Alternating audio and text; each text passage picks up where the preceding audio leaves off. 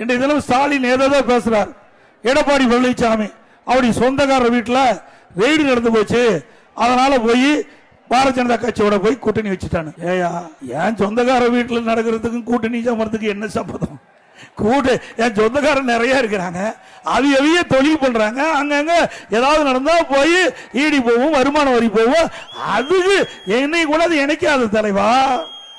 திரு ஸ்டாலின் அவர்களே, நீ தலைவன் சொல்றதுக்கு சரியில்லை, தலைவருக்கு பொருத்தமான ஆளும் இல்லை.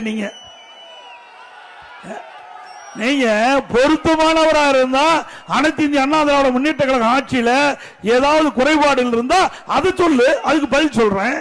அதை விட்டுட்டு உங்க சொந்தக்காரர் வீட்டில் போய் ரெய்டு நடந்திருக்குது, அதுக்கு பயந்து போய் தான் பாரதிய ஜனதா கட்சியோட போய் இணைஞ்சுக்கின.